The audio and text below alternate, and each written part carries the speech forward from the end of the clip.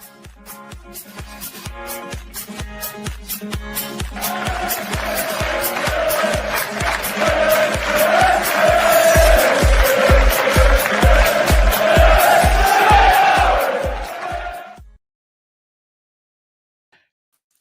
not bored of that intro yet. I love it. Hello, everybody, and welcome to episode number 396 of the Stacey West podcast.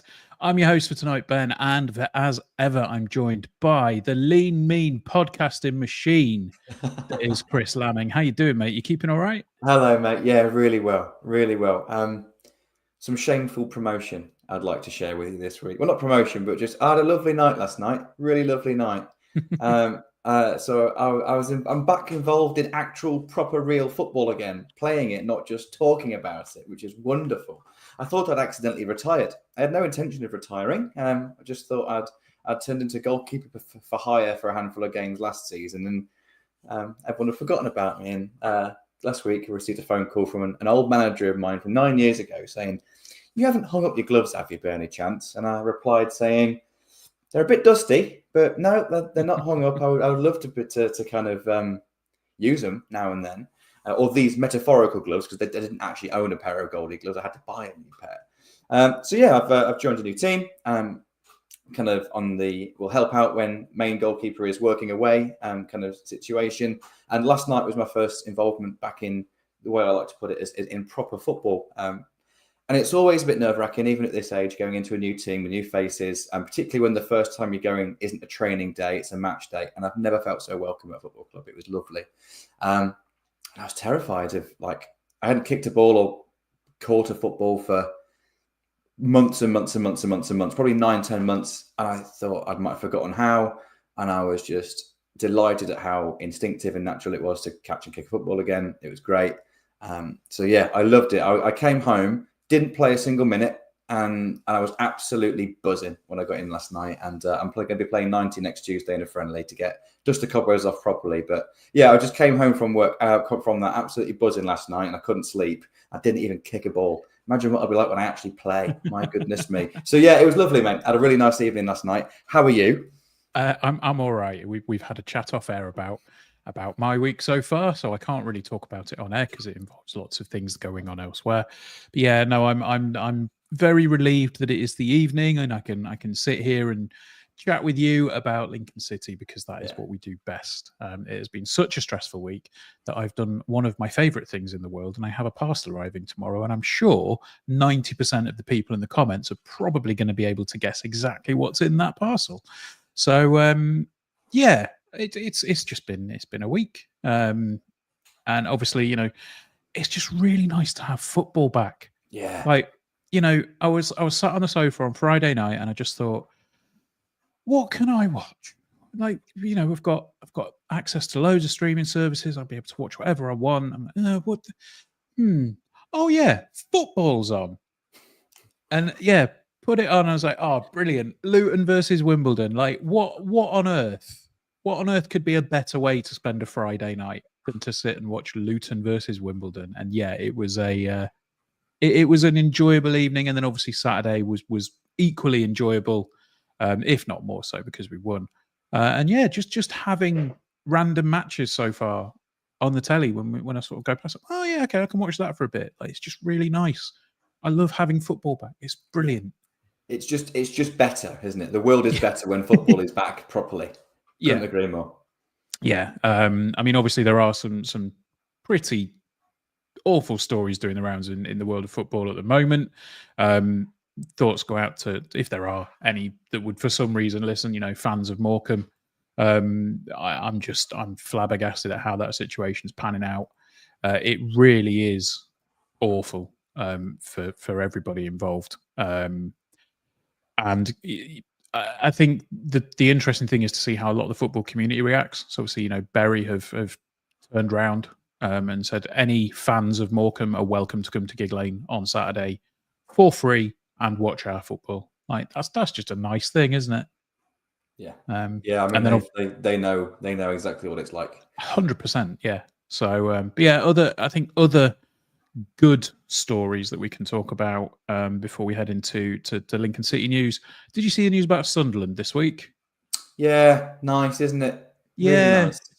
it's just nice little stories to kick off the season. Like any Sunderland fan aged 85 or over that's had a season ticket for more than 3 seasons gets theirs for free now. Love that. And in an era where, particularly Premier League football clubs, which Sunderland are once again, going down the route of fleecing their supporters for every last penny they have, increasing ticket prices to unaffordable levels. Kicking fans out of seats to fill out the exec areas. Exactly, yeah.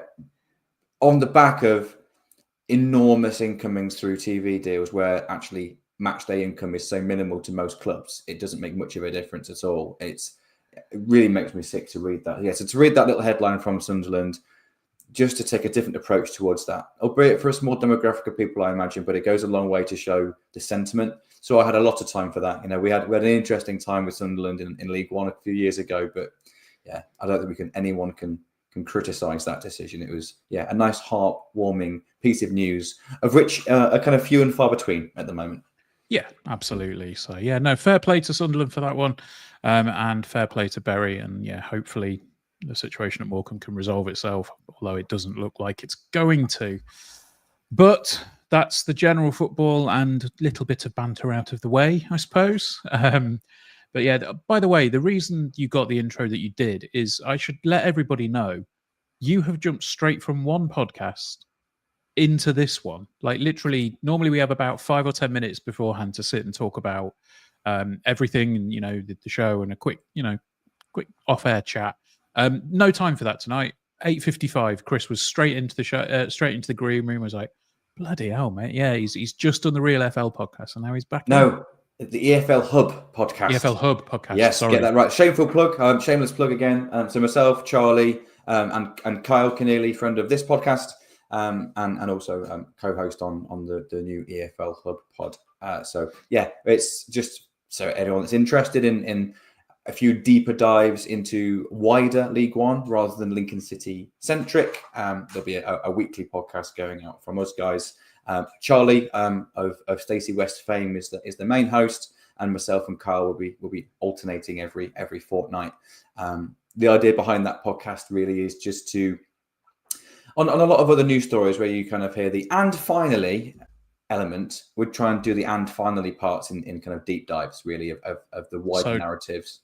Squirrels on water skis, that kind of stuff. But football related, of course. Yes, those sorts of things. Yeah, so they're kind of not necessarily match reviews or anything like that, but kind of those like wider narratives that are happening on and off the pitch at football clubs. We've just done our 1 to 24s of League One, League Two, and the Championship, and then we're starting off with regular podcasts from next week. So if you're interested in wider League One, League Two, Championship, please do check it out. That's the EFL Hub. But we're not here to talk about wider Football League today, Ben. We're to talk about a very specific part of the EFL, which of course is Lincoln City.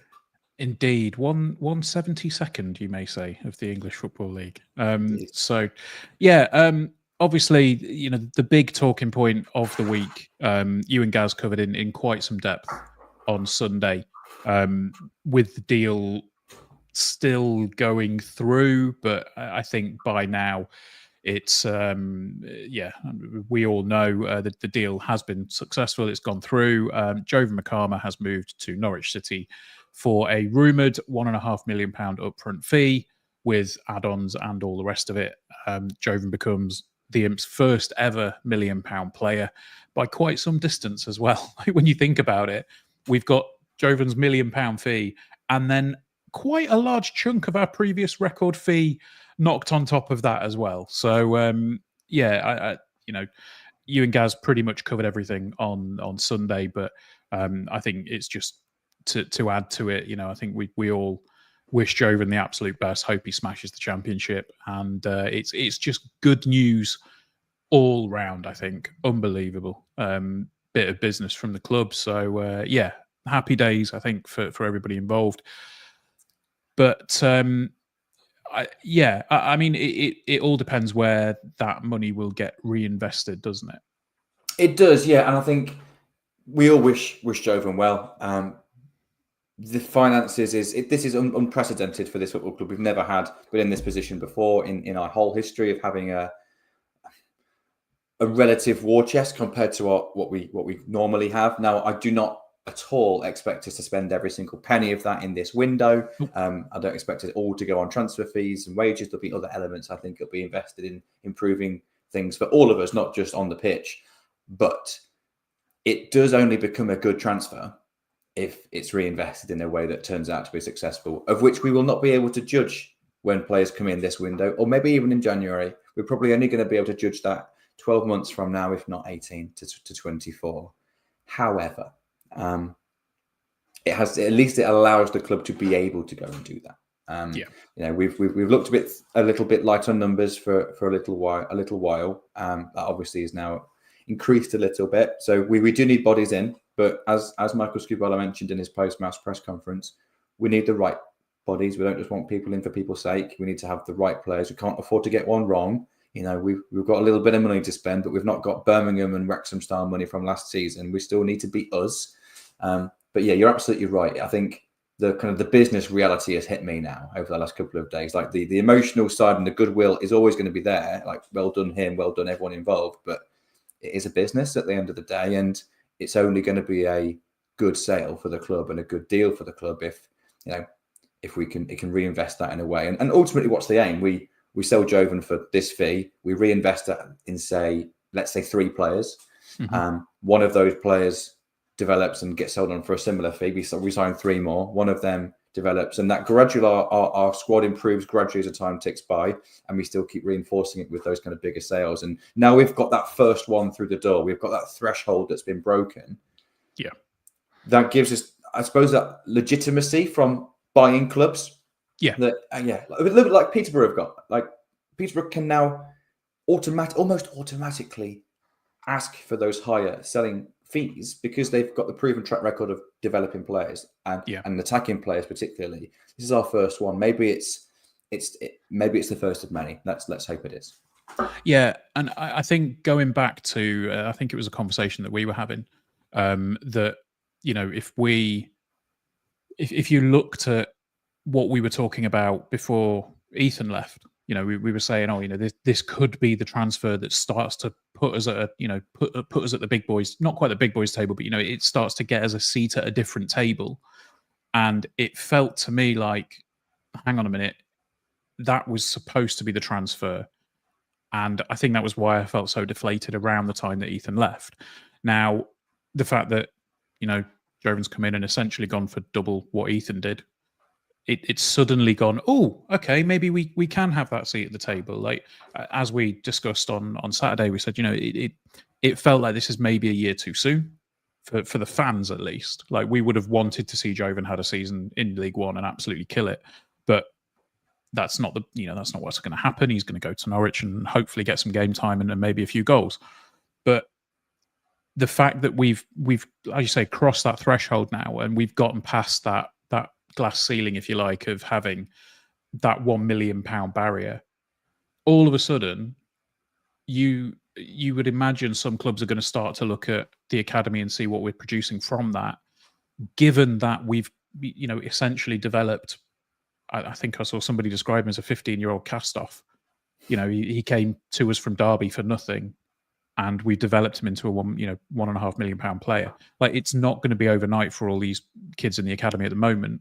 But if there is a gem in there somewhere, we might well get to a point where 2, 3, 4 years down the line, we've got somebody that's come to us very young and is at that ability, or has that potential to match this fee or even beat it. So, yeah, it's I think it's just good news all round, and I think everyone can be really, really pleased with it all. But yeah, I think so. Yeah, we'll put a bow on that transfer now. Obviously, you know, really good news for everybody involved. One thing that we did mention on Sunday as well was the fact that Tom Bayliss has signed his new deal, and the club put a little piece out today. It was just Tom saying some nice things, wasn't it? Yeah, it was lovely. Yeah, I mean, so, you know, just to quote Tom here, he says, I'm really enjoying it. It was a no-brainer when I found out the club were willing to offer me a new contract. I love the place and the lads. There's nothing better than going out and playing in front of the fans at the LNER. It's always nice as a footballer to be wanted. I think that's one of the main things for me. And the club are going in the right direction for where I want to go in my career. He then went on to praise Michael Scubala, the coaching staff, and all the lads as well. So, yeah, it's nice to hear those things. I mean, obviously he's media trained. Obviously he's going to be saying the right things, but it's just good to hear that, isn't it?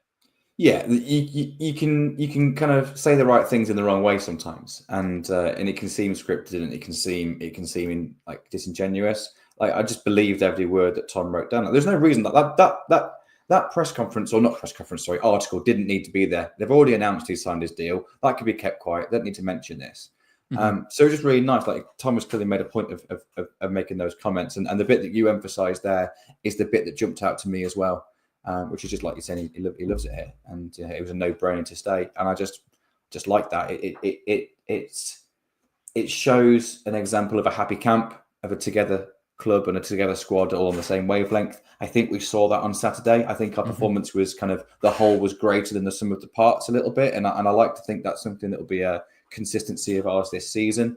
And Tom was a very big part of that. And I'm delighted that he's staying. Obviously, we covered that on Sunday, but it was definitely worth noting that he'd put a statement out himself, kind of saying how much he's enjoying it here, and how easy a decision it was for him to stay, and really commit his best years for us, really, theoretically. Yeah, definitely, and that's the thing, isn't it? He's still, to quote, what you could probably quote from what's been said elsewhere. He's still a saleable asset. He still has value if he were to move on. Maybe not to the level of Jovon or Ethan, but he still would fetch a fee if he were to leave, and it probably wouldn't be the smallest fee if we have a decent season. Yeah, true. I think he protects us in that regard. I think most likely I think the most likely benefit for us is Tom on the pitch for 4 years. 100%. Three more years. I think that's the most likely benefit. Really good player at this level. Can still improve. As I think I mentioned this on Sunday, is that if we were looking at signing Tom a season before we did, he would most likely have been unattainable for us. It was only off the back of one not brilliant season at Shrewsbury for a lot of circumstances that are not really Tom's fault. Shrewsbury have been on a down trajectory for a little while, that he became available for us. So he's clearly got quality. I was delighted by this. I'm delighted that he's a happy chap in a happy camp. So good to see. Yeah, there was one thing that I wanted to just pick up on that was at the very end of it, and it's a good changing room. Now, I keep hearing some people say it's the changing room, and some people say it's the dressing room. Which is it, Chris? I always say changing room. I think in terms of if I was in it myself, I would call it the changing room. In general conversation, when we talk about it on here, I have absolutely no idea which one I pick. Maybe I chop and change. I don't think I have strong feelings either way. Yeah, to me, it's changing room. But let us know what everybody thinks on that one. So that does bring us to the first kind of bit of semi-serious news, I guess, that's coming out, and it is a rumor. And that rumor is that we are heavily linked, along with Rotherham, in signing on loan Blackburn's Jake Batty. So Jake is, I believe, 20. He is currently at Blackburn. He's a left back, which is obviously a hole in the squad. He signed a new deal at the start of this month. So I believe it's a 1-year deal at Blackburn with a potential extra 1 year as an option. He was on loan at Accrington last season. By all accounts, did fairly well there. So it sounds like this is the time to make the step up to League One. And where better than a club that is known for developing young players and desperately needs a left back? So have you seen much in terms of Jake's career and performances, Chris? Yeah, bits and bobs. Really, this is a really interesting one because I think there might be something in this. If nothing else, due to his profile and the type of left back he is, and also the situation at Blackburn and kind of the pecking order there. I think that there might be something in this. Now, I'll be honest with you all. I was expecting a permanent signing for a left back. Nothing other than the fact we don't have a permanent left back other than Riley Tower, who I think we've all agreed is naturally a centre back, was perfectly fine there, solid enough at left back. But in certain games where we're going to be the better team, potentially like this coming Saturday against Wimbledon, you maybe need a slightly more forward-thinking and aggressive left back that can play higher up the pitch than Riley would do in that situation. And we don't have that yet. And I thought, well, that would be the sort of player that we're looking to recruit permanently. So to see this rumour, my initial thoughts were, well, it's a loan. I don't know how much I really believe that that's going to be likely. And then I dug a little bit deeper and thought, there could be something in this. So in terms of style, he is the exact type of left back we don't have at the moment. Really aggressive, hard-working, up and down the pitch, runs with the ball regularly, just a really attacking, overlapping left back. Played left wing back in a 5 most regularly at Accrington Stanley this season, made 29 appearances for them in all competitions. Would be more than comfortable playing left back. He's not like a Rico Hackett, who is a winger that had been moved back to left back, who you would never dream of putting in a back 4 at left back. This is a Jake Batty who is quite comfortable playing in a back 4 at left back, but is more attack minded. Now, there are a couple of interesting things here, because in his interview when he signed his contract, I think it was when he signed his contract, there was a comment he made about wanting to get closer to Blackburn's first team, and felt his loan out at Accrington was brilliant for him. He matured loads. It was his first season in men's football, and it was a really successful one. But he made a point of trying to get closer to Blackburn's first team. And then at the end of his statement, made a point of saying whether that be this season or maybe another loan to help me get closer to it. So it was interesting that he signed a new deal at the start of this summer, but it's only a 1 year, albeit with a 1 year option.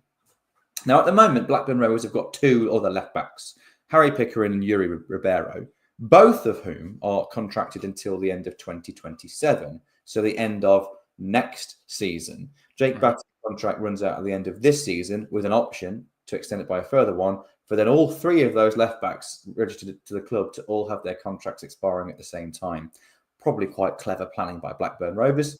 But also, because it does officially expire at the end of this summer, I'm wondering if it looks like the pecking order at Blackburn is a bit too far away for Jake to break into this time next year, I'm just wondering, does a loan with a potential buy option permanently at the end of his loan, potentially, if the stars align, then he comes in and does well and he impresses and everything goes well in that regard, with the contractual situation of not just him, but the other left backs ahead of him at Blackburn, there's a few things here that make me think, there could be something in this. And one final point is that the article does fall in line with Gary's rule of 3. There are only 2 clubs mentioned specifically in the article, no more, not 3 or more. So if it's just us and Rotherham, you generally find there's a little bit more in that than when like 5 or 6 clubs are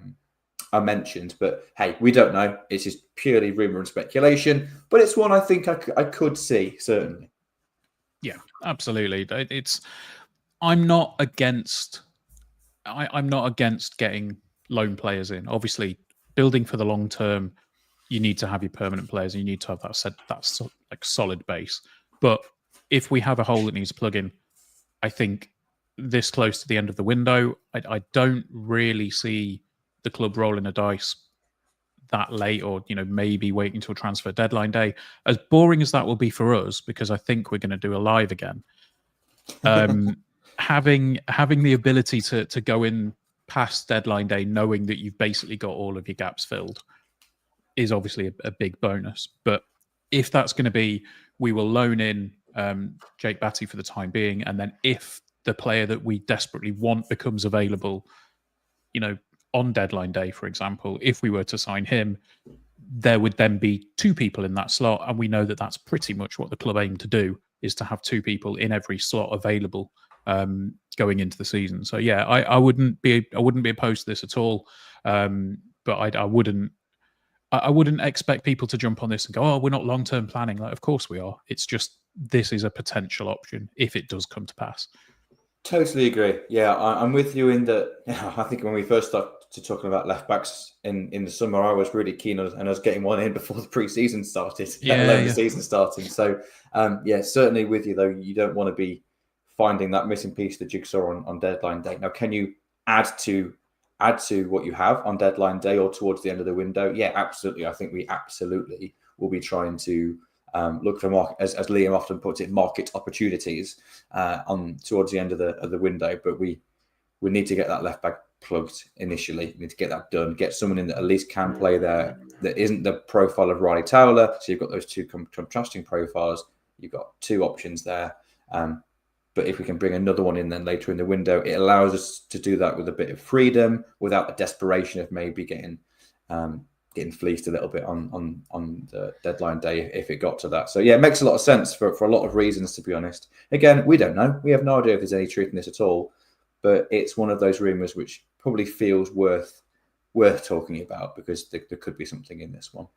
100%. So the next bit of the podcast is going to be about some questions. So we put the call out, as we usually do when we have a lighter news week, to the patrons on our Patreon exclusive Discord, and they've come back with quite a few, and we do have a couple in the chat as well. So Tim actually showed up really, really early to this week's podcast. I think he might have been sat there with an empty window for a little bit before it came in. But he says, "Evening, guys. I see Charlie McCann's left Forest Green Rovers by mutual consent. Could you see us making a move for him?" Now, Charlie McCann, I believe, was Forest Green's player of the season last year, had a really good season with them.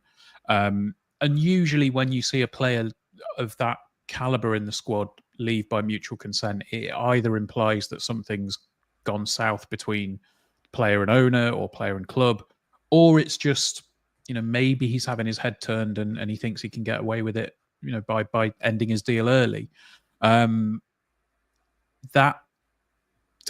if you have somebody that's falling out, I mean, obviously it is probably quite easy to fall out with Dale Vince because he seems like he wouldn't pass the club's no dickhead policy.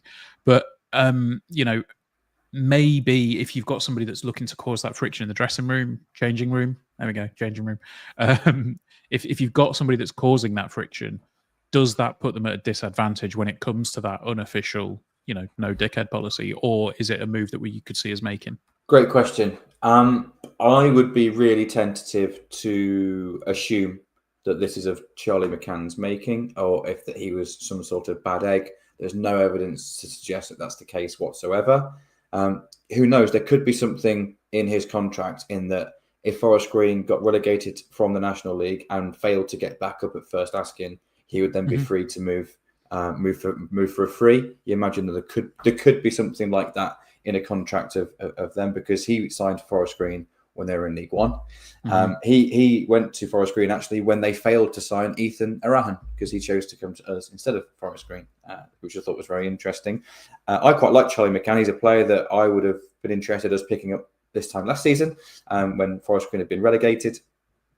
And I like him. He's a player I like a lot. I think he's the sort of footballer that I think fits. Again, mentioned the left back. There's a profile. It's not just someone that plays in that part of the pitch. There's a profile of player that supplements what we currently have. And what we don't have currently in that deep midfield role is someone who's really happy at picking the ball up deep, maybe from the goalkeeper or the centre-backs, and progressing the ball forward. And we've got really hard-working players in there. We've got players that can carry the ball forward. We haven't got a progressive passer. And Charlie McCann's really good at that. He's got good composure in tight areas. So talk about market opportunities. A player of that quality for free makes a lot of sense to me. Now, who knows whether we're in for him, whether he's got something else lined up already. Absolutely no idea. But it did catch the eye that a player that you'd imagine would be some sort of asset for Forest Green Rovers is left the club by mutual consent. But like I said, we don't know the ins and outs of that. And I'd be very, very reluctant to assume there's been a quote unquote falling out or that there's a bad egg going on there.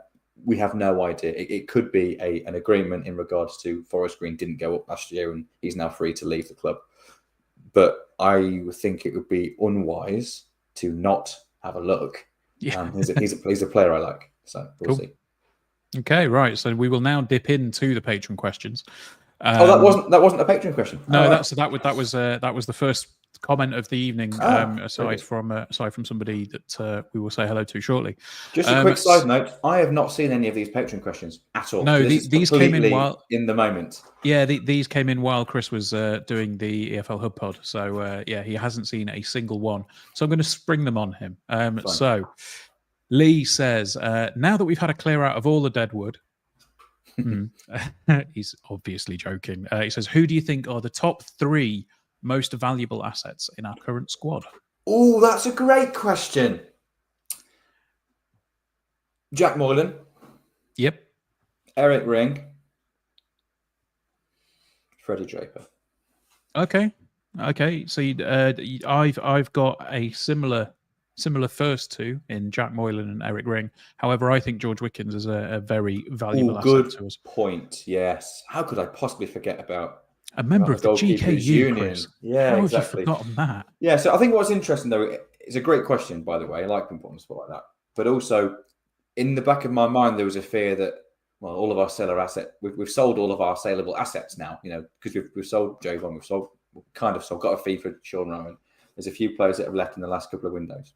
Well, actually, we've still got a good few players that are there for the future that could make us some money in the future as well. So yeah, we're okay in that regard. That's a good question. That's my the little doubt in the back of my mind there. Oh, of course, we've got loads of sellable assets still. Well, it's like we said the other week, wasn't it? I don't know if it was on the podcast or if it was when we were talking privately, and we said, yes, the crown jewels have all gone, but we've still got a crown. Like, we've still got a really good, solid team underneath that. It's just the big names, the flashy ones, they've disappeared, but we've still got a lot of quality in what's left. So yeah, interesting. That was a good question from Lee there.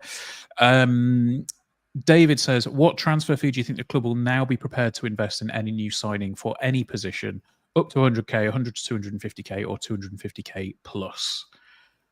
I think the answer to this entirely depends on the position that they're going to be recruiting for. Obviously, strikers cost more than defensive midfielders. So, yeah, I think the goalpost won't have moved too far.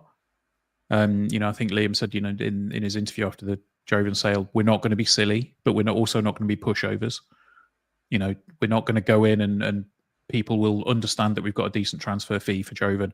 We're not going to be taken for a ride. We're not going to, they've got a bit of money, we can spend it on that player.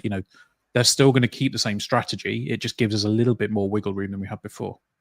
Yeah, agreed. And it's guys, these are good questions. I like this. Now, I know when you look at the accounts from the last few seasons, the last three, I think, and if you haven't listened to it, by the way, the interview Charlie did with Kieran Maguire, price of football fame, was absolutely brilliant. And I think he mentioned this, that you look at our transfer outgoings over the last few seasons, they've generally been around the 2-3-ish £100,000 mark total for all of our transfer, our fee-paying transfers combined, which is not a small amount of money. It's normally undisclosed, so we don't see it at the moment in time.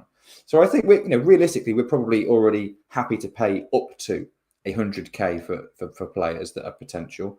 I don't know this for sure, but I would imagine we're probably looking at that amount-ish for Riley Towler, for example. And that was before we'd sold Jovon Makama.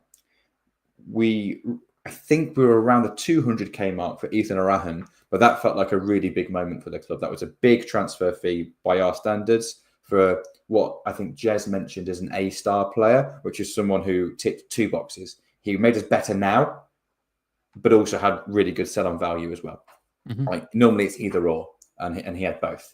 And we were happy to pay 200k for that. So I imagine we're probably looking at a similar ballpark to that still. But what it allows us to do is, rather than a once in a blue moon, this is a massive moment for one player in the course of 3 or 4 transfer windows, we've now got the ability to maybe do 1 or 2 of those each window now, for 2 or 3 windows. And that's what I'm looking forward to. I'm not expecting us to have a headline, but I'm expecting us to maybe have 1 or 2 players that were maybe around that 200k mark that are what we would probably describe as A-star, sell-on fee potential, but also make us better now, raise our floor. If you think of the floor and ceiling analogy, help raise our floor immediately as well. So that's my expectation. But again, no idea. But it definitely depends on position. I agree with you, because ultimately, if it is, we're only going to spend money if we think we can get more back. We're not going to spend a transfer fee on somebody who isn't going to regenerate that back. I wouldn't have thought. And we're likely to get a bigger fee in return for a striker, so he's kind of worth the risk. But I can't see us spending north of 250 on anybody. No, absolutely agreed. 2 more very quick ones, because I'm aware we're on 34 minutes, so we'll do these 2 very quickly and then go for a break. Pat says, why do you think the club wanted a quick sale for Ethan Arahan? It's come out that it was a club-led move. So, yeah, I think there's more to that transfer than we're ever going to find out.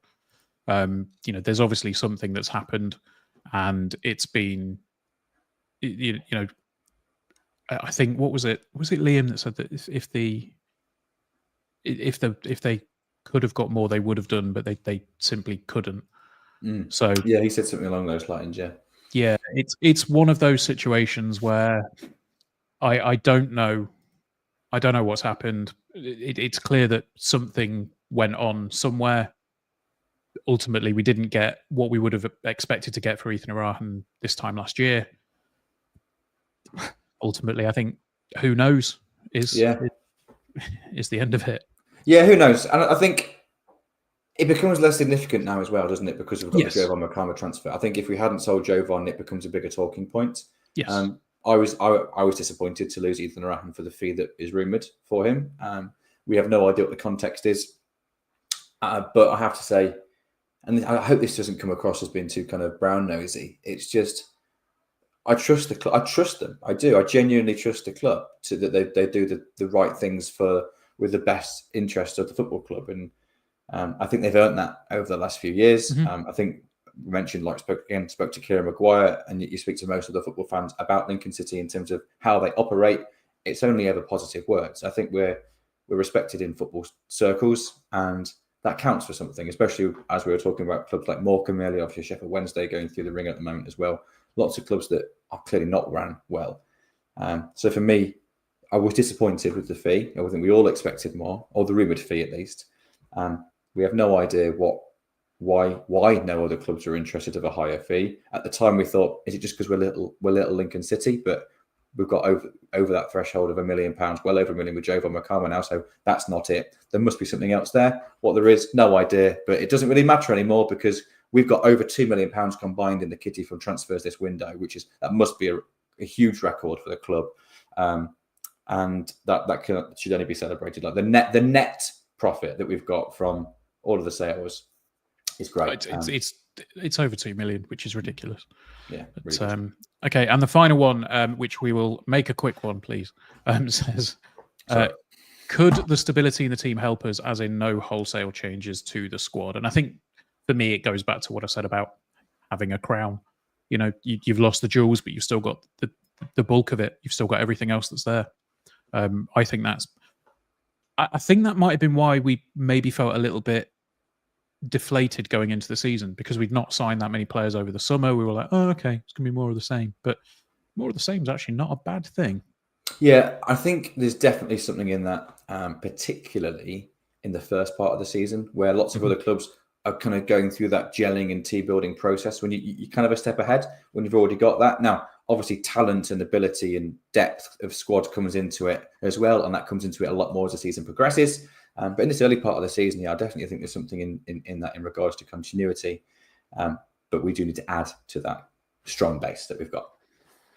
100%. Right. Well, it is 37 minutes, and this is probably the latest we've gone for a break for a little while now. But we will go for a break now. Here are some sponsors, and here is a fan of the Stacey West podcast telling you what you're listening to. We'll see you in a sec.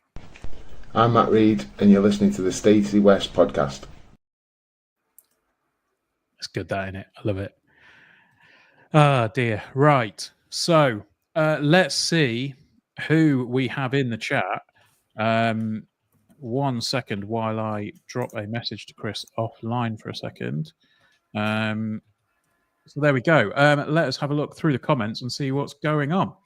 So we have Steve is in the chat. It says, evening, everybody. Steve was here at 8:03. We went live at 9. Steve's been here a while. Wow. That's commitment to the cause, Steve. Thank you very much.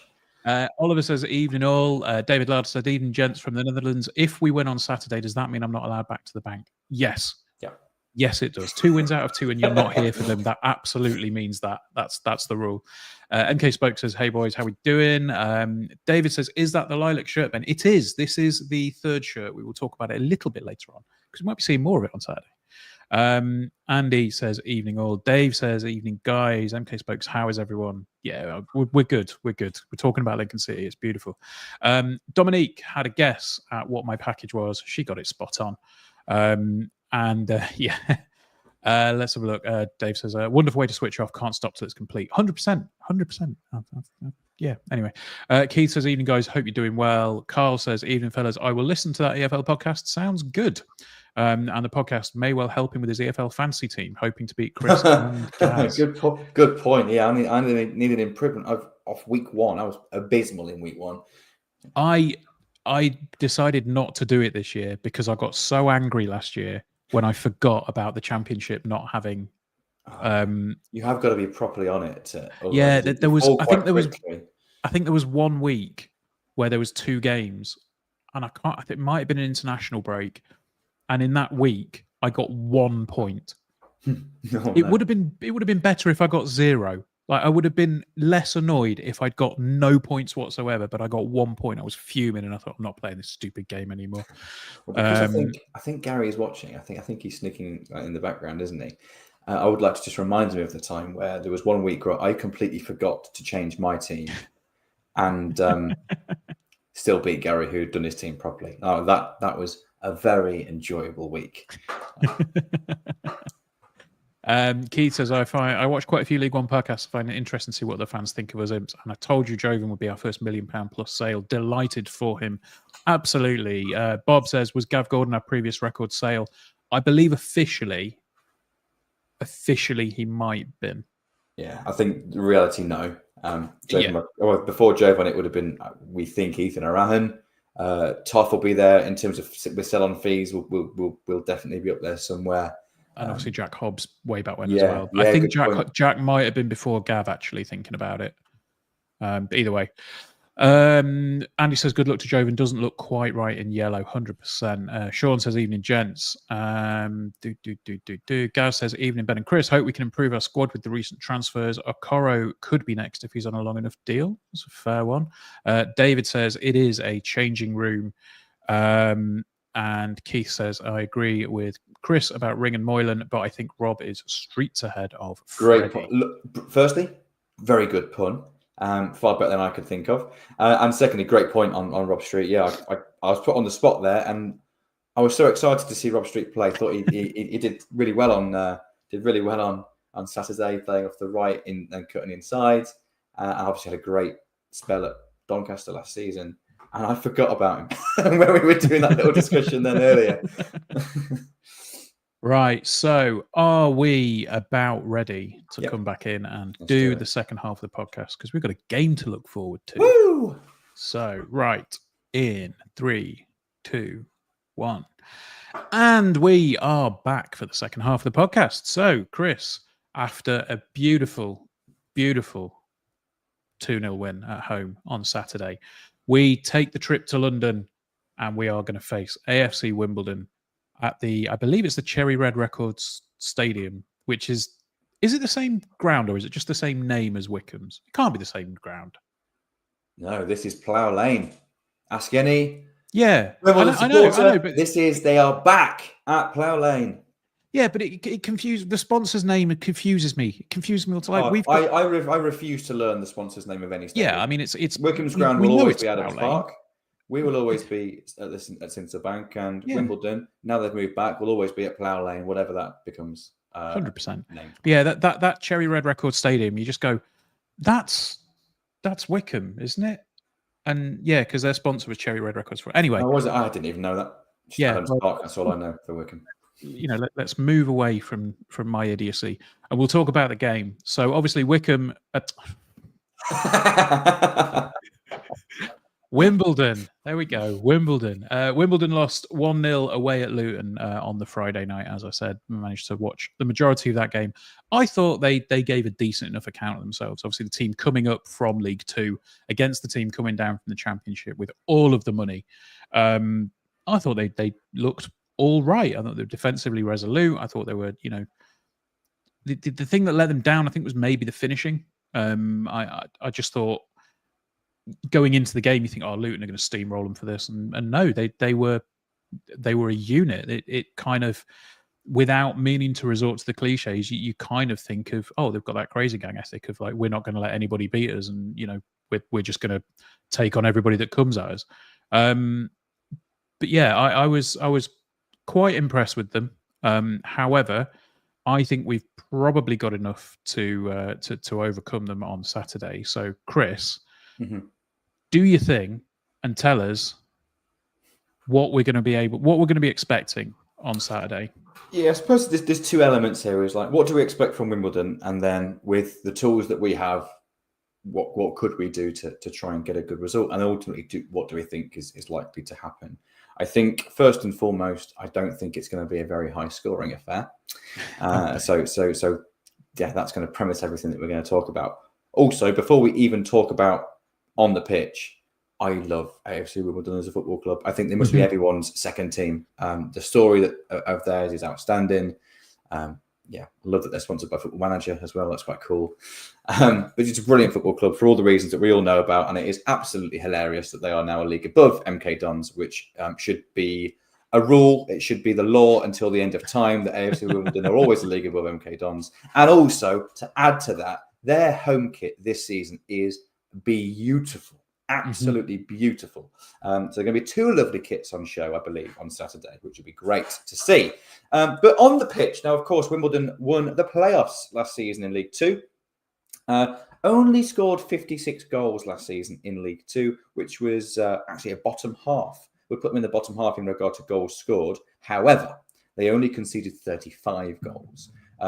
No one in League Two conceded fewer. The team that conceded second least still conceded 10 goals more than Wimbledon did. So that kind of tells you everything you need to know around style. Really good in the break, good at set pieces, defend the box incredibly well organised. I used the statement to describe our performance from Saturday of the whole being greater than the sum of the parts. I think that can absolutely be credited to Wimbledon here as well. So really hard-working team, great unit, solid, won't give a lot away, will defend the box well.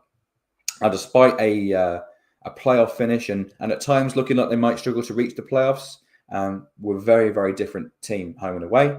Had the second best home record in League Two as well last season. So played 23, won 13 of those games, only losing 5. Really good, just really good at home. Really hard to beat, really hard working, really robust. It'll be tough. It'll be a tough game. They've lost a couple of players that I think are quite significant. Owen Goodman in goal was a really, really good goalkeeper. If for League Two standards, I would say probably the best in League Two last season. In terms of stats, prevented goals of 4.15, which means basically he saved 4 whole goals worth, more than you'd expect a goalkeeper to do so. So he was well above the level. That sort of metric got Lucas Jensen a move from Lincoln in League One to Millwall in the Championship. Those sort of numbers. So really good. He's now on loan at Huddersfield. Replaced him with Nathan Bishop, who's been in and out of teams on loans over the last 2 or 3 seasons. So still yet to see whether that's a direct replacement. And they play 3-5-2. So, of course, in a 3-5-2, you basically live or die by your wing-backs. And their wing-backs last season were James Tilley and Josh Neufeld, 2 really, really forward-thinking, aggressive wing-backs. And they don't have either of them in their team anymore. Neufeld now plays at Bradford, and Tilley got a move to this evening's third favourite team, Wycombe Wanderers. So they kind of got decimated a little bit in that regard. So, yeah, losing a goalkeeper, using your 2 wing-backs is quite a big blow. Have, of course, replaced those players. Mentioned Bishop. Simway in on loan from Charlton seems like a good one. He played really well against Luton as well, Simway. And Mr. Seddon playing at left wing-back. So from Motherwell, but previously had spells in the EFL at this level. So on paper has replaced kind of like for like, really, but unproven in the team. So yeah, kind of stylistically, what do I expect? I expect them to be really hard to beat. I expect them to be really hard working. All the stuff that helped us be better than Reading on Saturday are kind of all of Wimbledon's threats and strengths. So this would be one of the few teams this season that I can't see us outworking. I can see us matching that, but I can't see us winning by running harder, fighting harder, being more together and more of a unit than Wimbledon, because they're good at that as well. So this will rely on us being technically better at football and tactically being better at football than Wimbledon are. I think this could be a really big game for Jack Moylan, personally. But I've got some tactical stuff that I think might help, but I'm going to stop talking for a moment and ask how you feel. I feel a lot more confident now than I did this time last week. I think if you'd have said to me, this time last week, what are we thinking from the first 2 games of the season? I would probably say 4 points would be nice, but I don't know if we'll get there. Obviously, you look at the table, you look at what's happened with teams coming up, teams going down. I think, if I remember rightly, I think we all had Wimbledon in and around our drop zones in our predictions. So I think we all said Wimbledon will probably struggle this season. And going off that, knowing the issues that we've had before about, beating teams that would struggle, and, we tend to raise our game against teams at the top of the table for whatever reason, whether that be, that they're more defensively resolute, they're more compact, they will play against us in the same way that we will raise our games to teams above us. I think, having had a little bit of time, having had a full season now, I think, Michael Skubala is understanding what's needed to get those results in this division. We've obviously switched to a style that he's a lot more familiar with. He's a lot better at coaching. He knows this style that we're starting to play. We saw the results of it on Saturday. I thought we played really, really well. I'm now thinking that 6 from 6 is not just doable, but I'm borderline expecting it on Saturday. And I know that's really dangerous. Yeah, but I think we've got it in the tank to beat them on Saturday. I went on a Wimbledon podcast last night, I think it was, to do a preview for them, and I came away saying I think we'll probably get our second 2-0 win of the season. Obviously, it's a little bit bold knowing how defensively solid they are, but League One is a completely different kettle of fish to League Two. Admittedly, the goal that they conceded on Friday night was a very unfortunate own goal. So it wasn't even like Luton managed to pick them apart. It was just an unfortunate freak own goal. Yeah, I'm intrigued, but I'm still fairly confident that we can take 3 points on Saturday, Chris. I probably don't share the same amount of optimism you have. I think we can take 3 points. I don't think I'm quite at the point of expecting it just yet. Just on the game against Luton, I think we can expect a similar sort of game. Like Wimbledon restricted Luton to only 2 shots. Only 6 shots, 2 on target in the whole game. Obviously, the goal they conceded didn't even count as a shot, but ultimately they restricted Luton to very few. A team that was, of course, in the Premier League 2 seasons ago. This time last season, we'd been expecting to be at the top end of the Championship. Obviously, had a horrible season, but in terms of like ability level on the pitch, like just technical ability and budget, like there's a huge chasm between those 2 clubs. And Wimbledon's organisation really restricted Luton, albeit Luton's lineup was quite, I think, negative.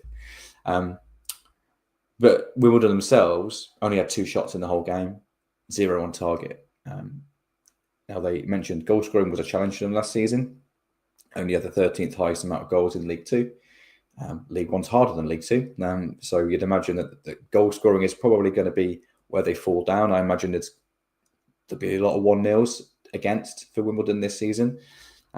Do we quite have enough to break down that stubborn defence is the question mark I have, because they're going to defend in a flat back 5. You'd have thought if they allow us to have a bit of possession, which I think they will, because they'll want to play on the break. Now, this is maybe where the negative of a 4-2-3-1 falls down a little bit, because if we have, let's say it's the same lineup, and there's no saying it's going to be the same lineup for us, but let's imagine it is the same lineup. We have James Collins up top, we have Jack Mullen in behind, we have Rob Street on the right, and we have Rika Hackett on the left-hand side. That's a front 4 against a 5-man defence. That's going to be quite easy to defend against. You can create a 2v1 on the ball defensively and really block space. So we need to try and find a way of making it, at the very least, 1v1 at the back. But what you normally want is to try and find 2v1s, so you can play around players and you can get an advantage that way. Now, with Rob Street tucking inside and almost playing as a second striker at times, and Tendai playing quite high on the overlap, that I can see that being a bit of an in-possession shape for us. So that gives us a front 5, but then you're relying on someone to do something 1v1. And the only player that we've got in that front 5 that could do that, I think, in dangerous areas would be Jack Morland, because Rico's going to be right out on the left wing holding our width on that side against the back 5. He's not going to be able to get as narrow as he was against Reading. So I think Jack Mullen doing something dribbly, doing something flair-like and kind of out of nothing is our best chance of getting something. If we are relying on creating 2v1s around the flanks, which we did really well against Reading, if that's our tactic to try and create little 2v1s and then get in behind, if we're relying on Riley Tower overlapping Rico Hackett to create that on the left-hand side, I'm not sure we're going to have quite enough to break them down in that regard. Nothing against Riley Tower. He's just not that sort of left back, is he? He's a solid left back. He's going to help us in that rest defence. He's not going to help us overlap and put really dangerous balls in the box from the corner flag. I just can't see that being his game. So then we would require to push maybe a Tom Bayliss further up in possession and play in that front line, but then you're going to might get caught on the break.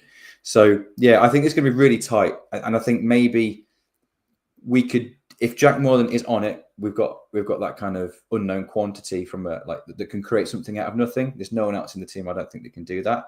If Jack Mullen is well marshalled, I can see this being a very tight game with very few chances for either side. So my heart says a 1-0 win to Lincoln. My head says 0-0, or possibly a 1-1 with us pushing and getting caught on the break if we're pushing and getting caught in behind.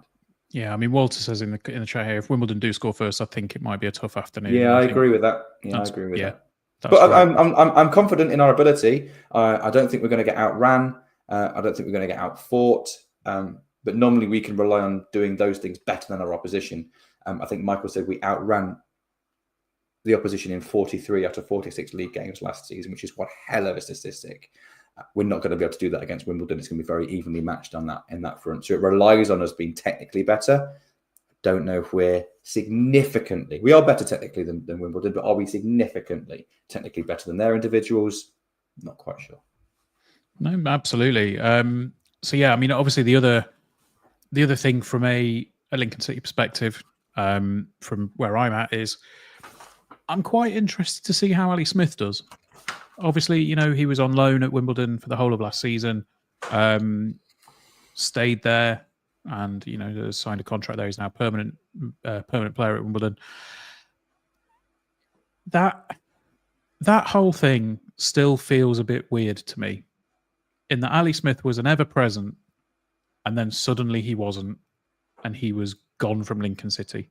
Yeah, and he never played a game in centre midfield that whole time that he was never present in the team in every competition as well, wasn't he? He made an appearance in every single competition until he left the club.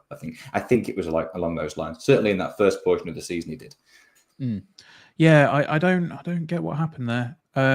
But I think by all accounts, he seemed to hold himself well at Wimbledon last season. Was quite a mainstay in their promotion push, and obviously, seeing him in the playoff final as well, you think, oh yeah, he was with. Oh, okay.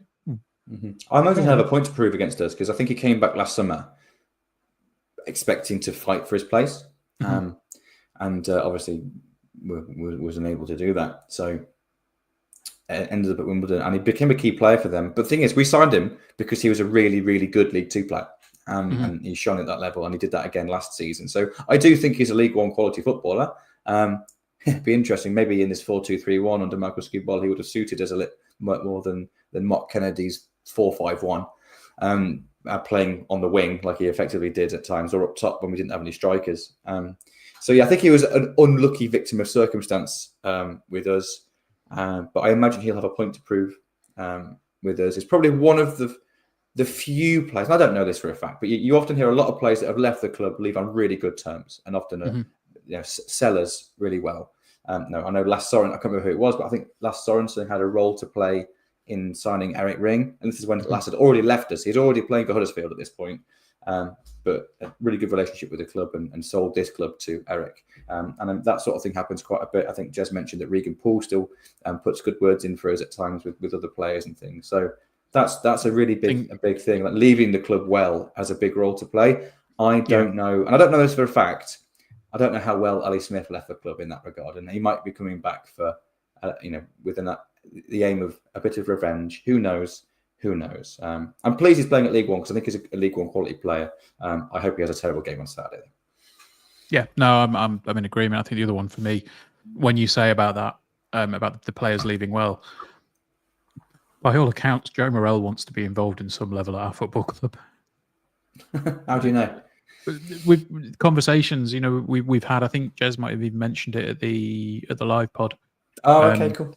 That we did when he said, that I think that was when he was talking about Lass and other players that have recommended us as a club to other players. I think he said, he's been in contact with Joe Morrell. Obviously, he's not in a position where he's able to play at a League One level at the moment. But I think he wants to be involved in football still, and it may well be that is with us. Who knows?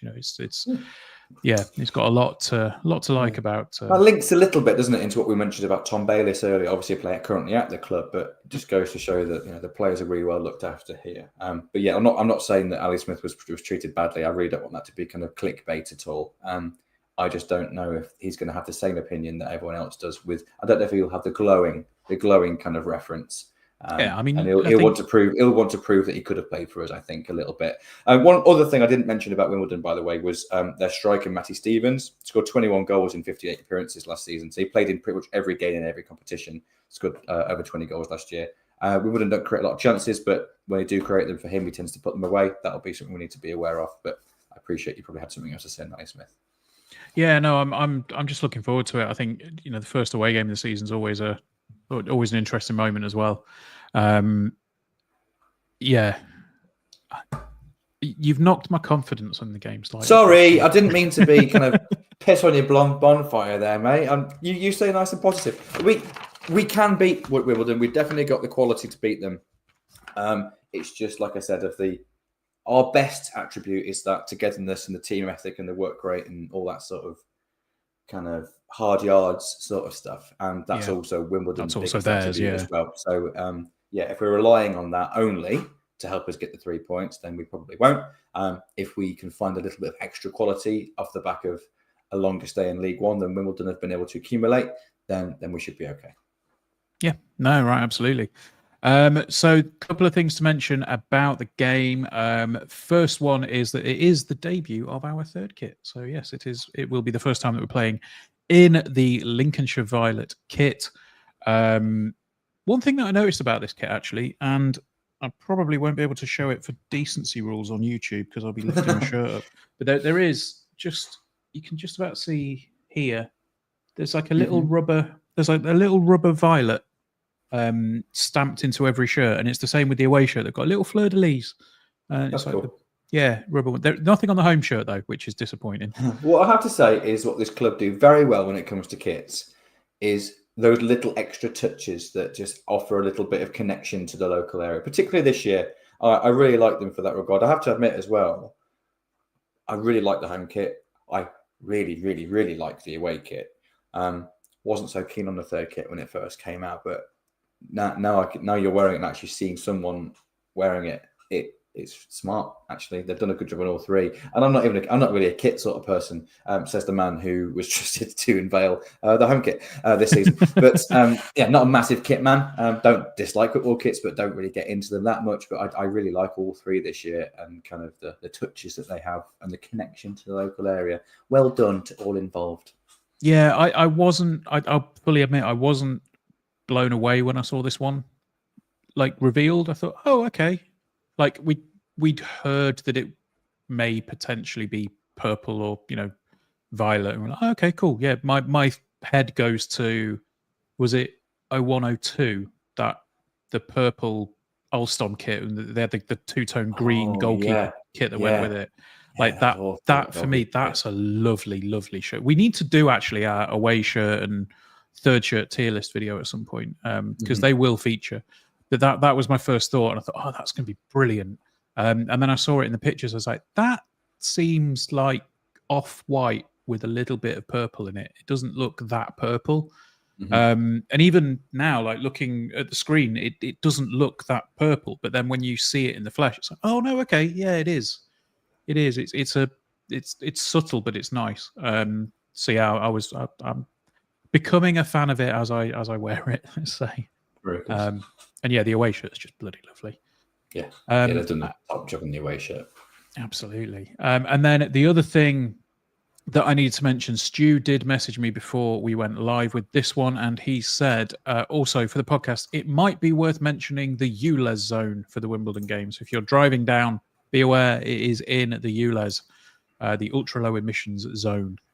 So make sure that you don't get caught out by that if you are driving. So, Chris, is there anything else that we need to have a discussion about before we disappear?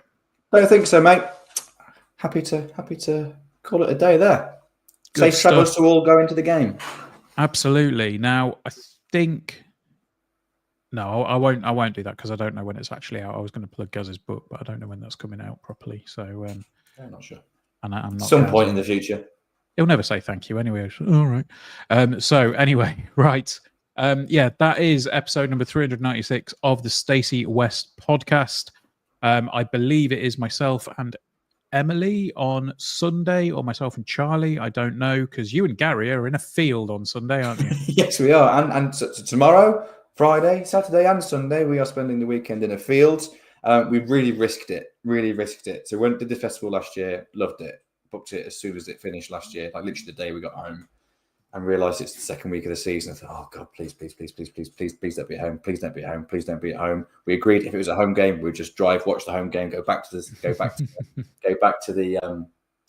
gig afterwards. But it was such a lovely atmosphere that it was not many things are worth missing a Lincoln City away game for.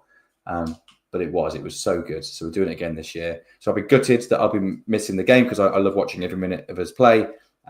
But yeah, won't be actually watching it this week. So there'll be no point having me on the podcast because I'll be talking about a game I hadn't watched. But of course, safe travels to everyone going. Enjoy for everyone listening, watching. Hopefully, my heart's prediction of a Lincoln City win is right. My head's prediction of a draw is not.